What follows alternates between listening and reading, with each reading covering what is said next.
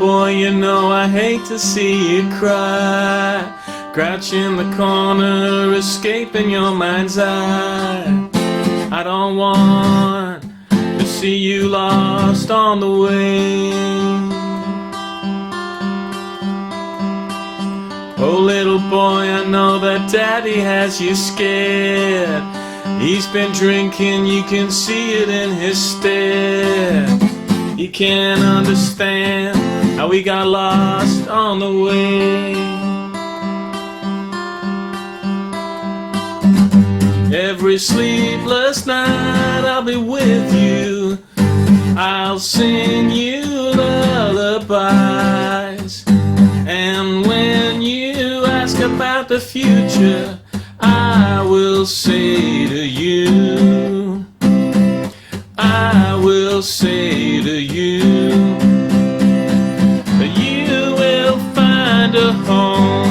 I know you will find a home. I know you will find a home. I know, 'cause you turn into me along the way. Along the way. Oh little boy, we all know that you've been good, but life's a mystery that's never understood till you come to the end of the way. Till you come to the end of the way. Every sleepless night I'll be with you. I'll sing you lullabies. And when you ask about the future, I will say to you, yeah, I will say to you, that you will find a home. I know you will find a home. I know you will find a home. I know, 'cause you turn into me along the way. You will find a home. I know you will find a home. I know you will find a home. I know, 'cause you turn into me along the way. We're on our way. We're on our way. We're on our way. We're on our way.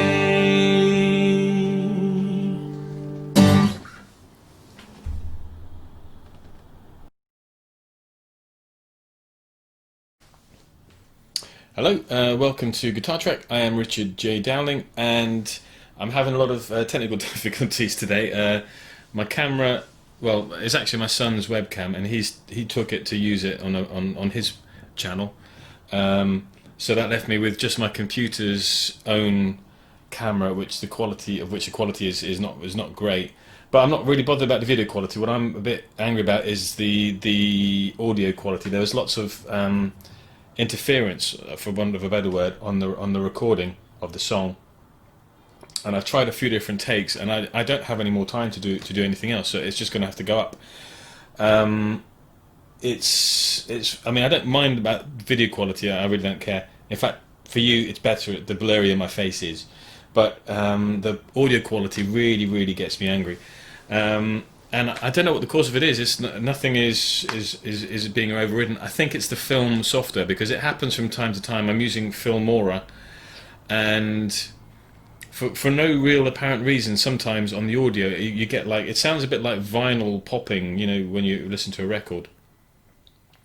But then when I transfer it to work as a video file, sometimes it's not so apparent. So maybe it hasn't ruined the recording completely. But this particular take, I did about 3 or 4 takes, but take 2 is the one I'm going to use. It's the best performance, and even if I get another, I had another one with, I think, a little bit, the quality was a bit better on the audio, but the performance wasn't as good. And my reasoning is that it's better to have a good performance badly recorded than a bad performance well recorded.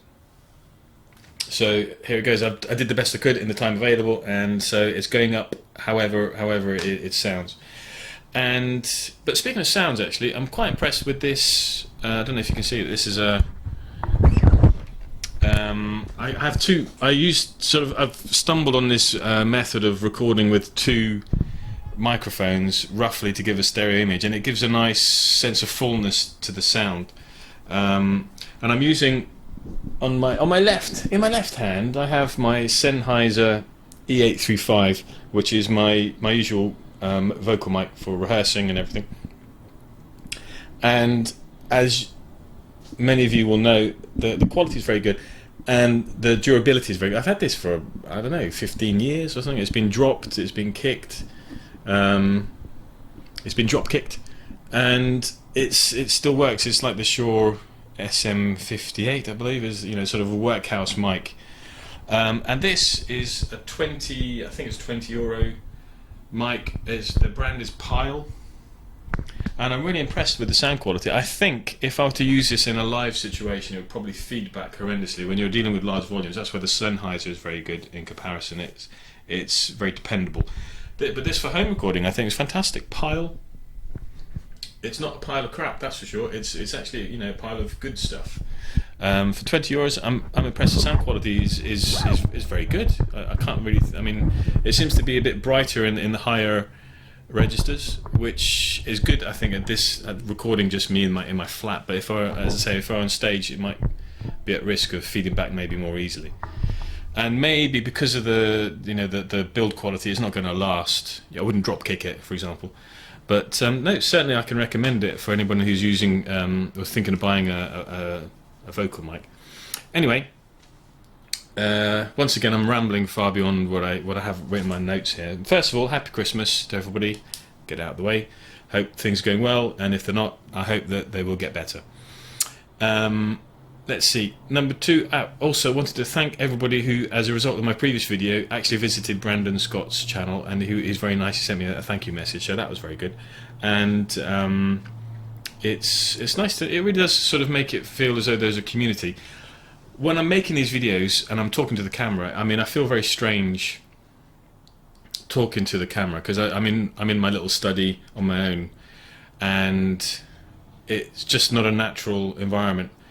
I like talking with people, but talking just to my computer is something I still don't really haven't got really my head around it, and I think my speech patterns betray it, because I'm not really. It's like I've got nothing to feed back with, so I'm just sort of constantly bouncing off the reflection on the screen, which doesn't help my tendency to ramble. So thank you for watching Brandon Scott's. And this week I wanted to do a quick shout out to a guy that it's difficult to explain really, but how can I say it? This guy, he's a guitarist, a singer, and the channel's called Guitar Meets Science, and I came across him recently on my travels through YouTube, and I was blown away. I mean, this guy plays guitar, and he looks happier playing guitar than when I'm eating a pizza or something. I mean, he looks really, he just really gets into his performance. It's just a pleasure to watch him. And normally I'm not a fan of. There's a point where rock goes into metal, and I'm not really a fan of metal. I like rock, but I don't like the sort of shred guitarist and that thing. And he's definitely shreds, but he's fantastic, and it really sort of opened my mind to that style of playing, because in the past it never really spoke to me, but his personal performance and the energy he puts into his performances is quite amazing, and I'm a convert. So please, if you haven't already checked him out, you probably have, because I think he's got quite a few subscribers. Then please check him out, Guitar Meets Science. And so now, point 3 on my agenda for today is the genesis of the idea for today's song, which is called The Way, and it's not based on The Mandalorian, which I haven't seen because I don't have Disney, and I'm just not going to do that. I've got Netflix, I've got Amazon, I'm paying for DAZN so that my kid can watch like Chelsea playing football. I'm not getting another streaming service. It's not going to happen. So, besides, what 48-year-old man would want to be watching a science fiction series anyway? Right. So the genesis for this idea was, like many of my other songs, it was a Monkeys song. There's a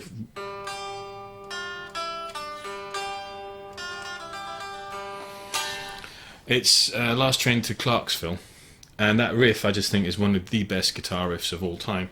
So every now and again I try and redo it, and so it's a G, the third string, and then the octave on the first string.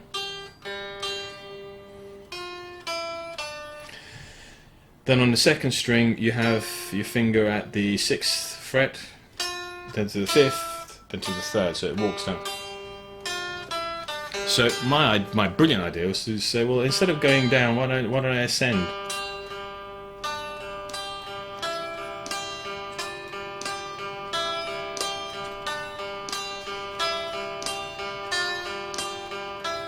And then the melody just na na na na na na na na na na na na na.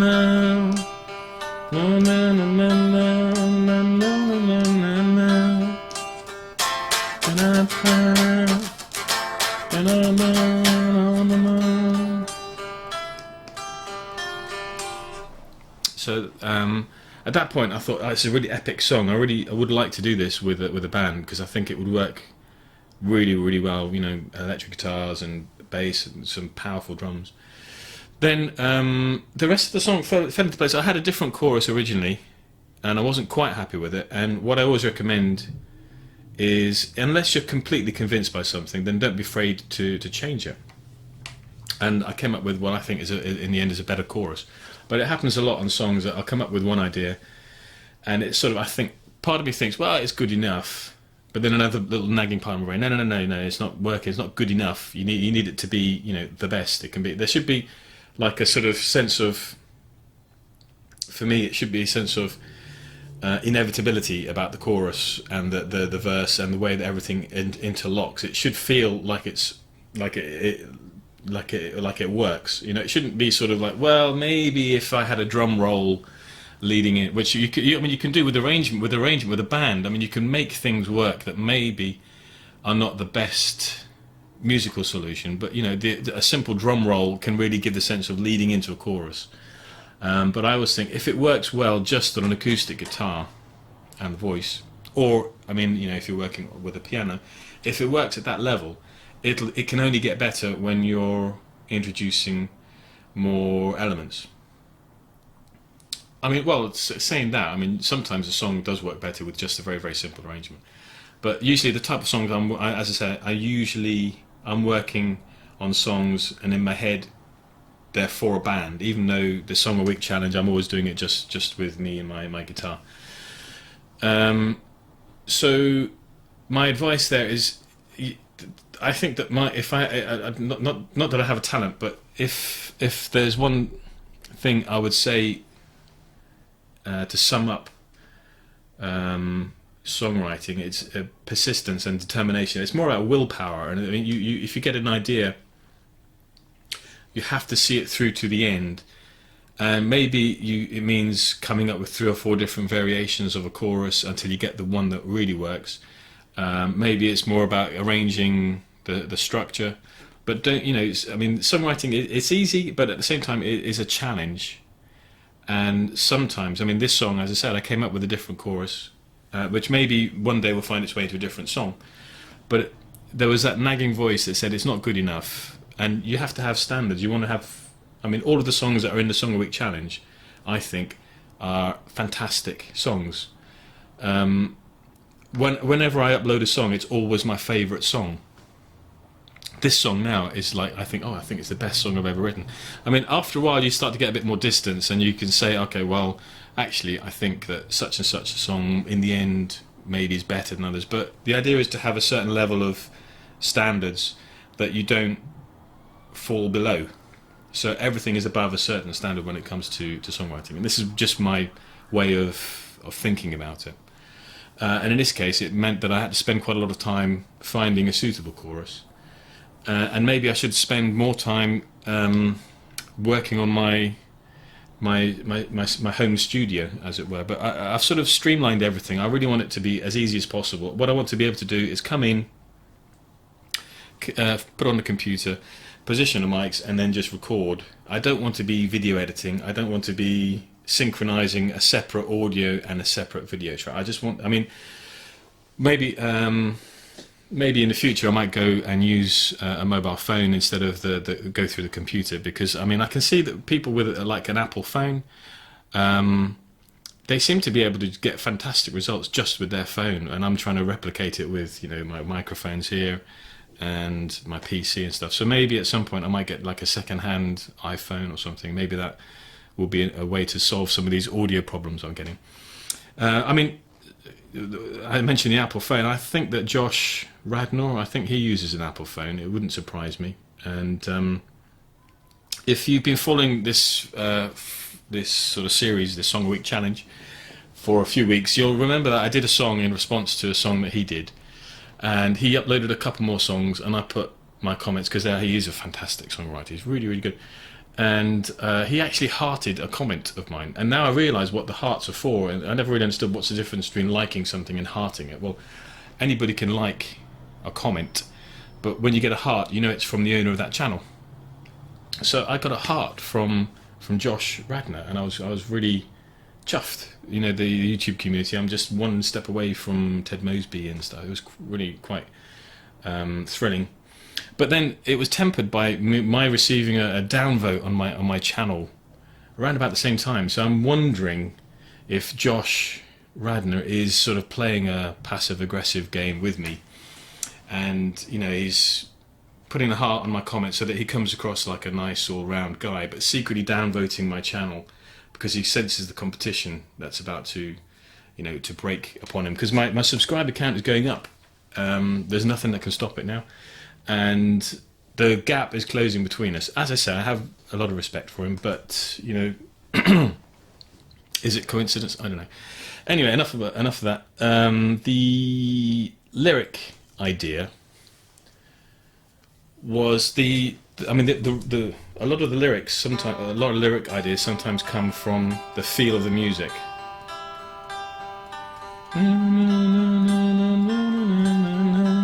And this one sort of had,